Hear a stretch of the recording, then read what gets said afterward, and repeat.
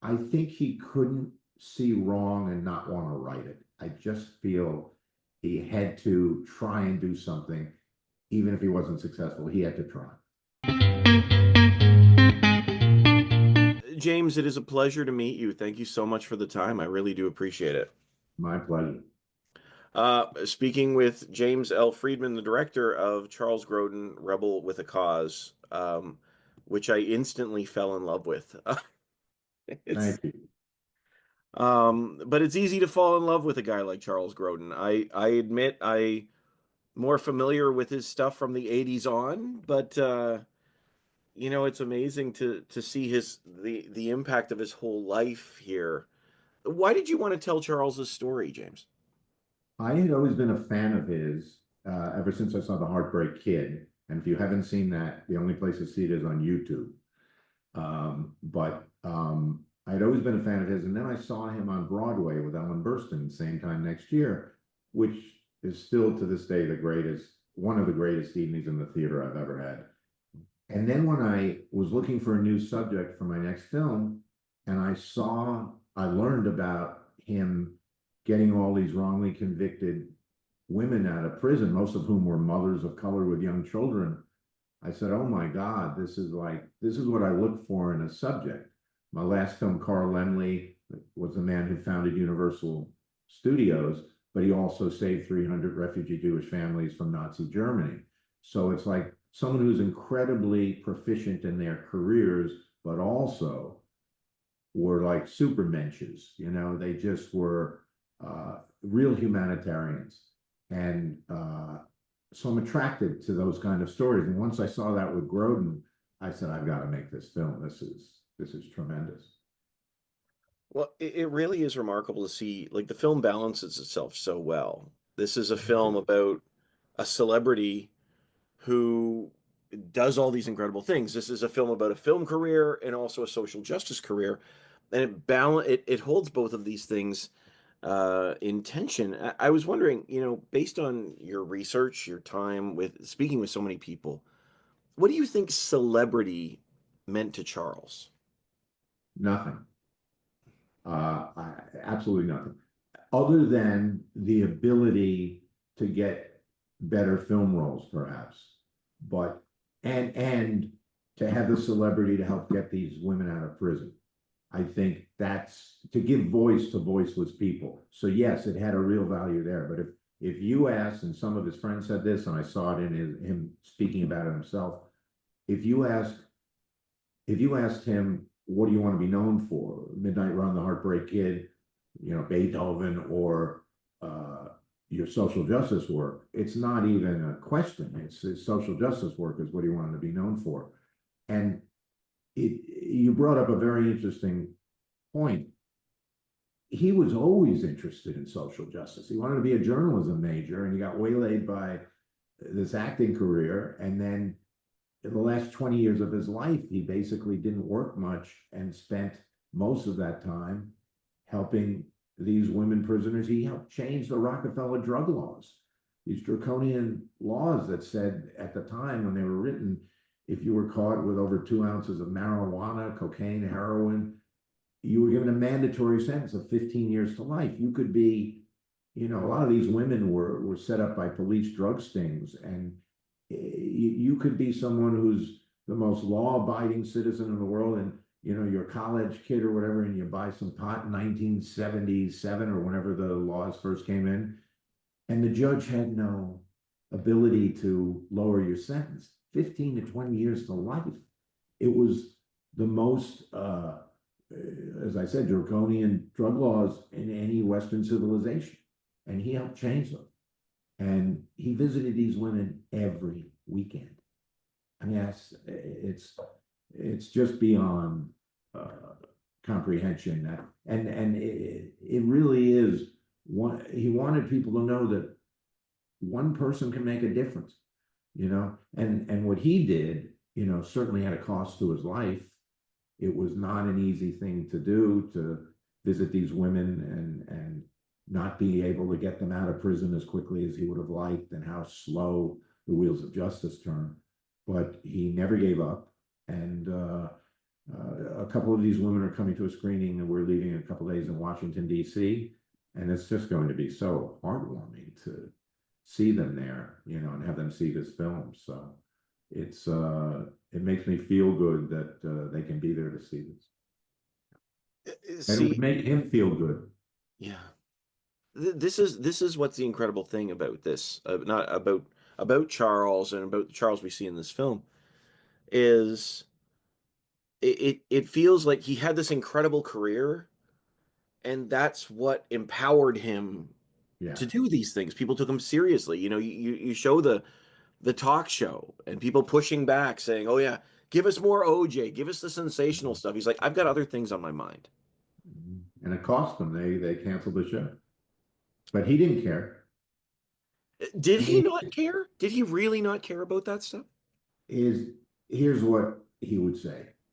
I'm pretty sure about this. He would say, if they're going to cancel me a year or two earlier because I'm saying this stuff, I would rather that message got out to the public for that year than to stay on the air and get a paycheck and just be a celebrity talk show host for 2 more years after that. That's what he would say. Because it was no contest in his mind. You know, it seems that way. And that's the picture we get of this man in this film, is that this is his driving force that really comes through, especially later on in his life. And one of the words I think that comes up in this film is fairness. He has a strong sense of fairness. Oh boy. Yeah. Not What? just on big things, on little things like a kid would get run over and get killed on a busy intersection in his town. And he would write a letter to the newspaper saying how this intersection has always been dangerous and we need to change it.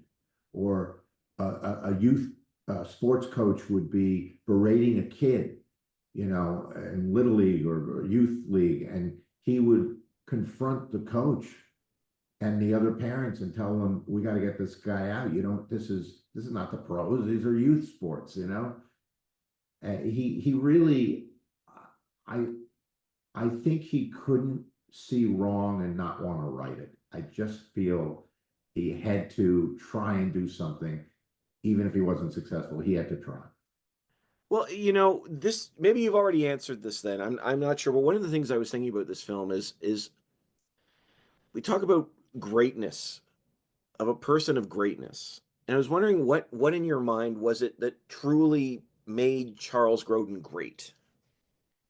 Well, I think, you know, there's the film is closing the Toronto Jewish Film Festival on June 15th, and there's a Jewish saying, "Tikkun olam," which is about you save one life, you save the world, you know. And I think people say, "What do you want people to feel when they see your film?" I want them to be entertained. I want them to laugh a lot, and I want them, you know, to maybe look at. You don't have to do what Charles Grodin did, but maybe, you know, your neighbor's elderly and, you know, could you go over and they need someone to talk to for half an hour, you bring them a meal, or even on the smallest level, it makes you think of being a better person. Now, I'm not so idealistic that I think people see a movie and they change their life, but if it gets them thinking about it, you just never know. And that's part of it. And what was your initial question again? What do you think makes someone great? And I thought that made him great, and that, you know, the whole the Robert F. Kennedy, not the guy today, but the Senator Robert Kennedy, the ripples of hope. And Charles Grodin believed in giving people hope and helping them. And I also think his father's death so affected him that I think he was a workaholic, Charles Grodin. I think it made him want to prove to his father's memory that I am worthwhile. I do work hard, because he didn't want to work in his father's store when he was a kid. Like most kids, he wanted to play ball, but his father passed away, and I think that affected him for his whole life. And I think that spurred him to be a better man and prove that I have value, I care about people, and I think that's what made him great. Is the guy gave up basically the last 2 decades of his life, for the most part, to pursue getting these people out of prison. And it's remarkable. I mean, it's just remarkable. It's pretty amazing because you have so many, opportunities or footage of him sharing his story in his own way. And amongst it all, hear this passion, this love of other people that just sort of keeps, even if it's subtle, even if it's not directly mentioned, it feels like it's coming out in everything he says in one way or another. And even his friends talk about him in this way as well, don't they? They talk about him as, and I mean, you we're talking with these people. Some of them are Hollywood icons. What was it that they would say that kept coming up about Charles?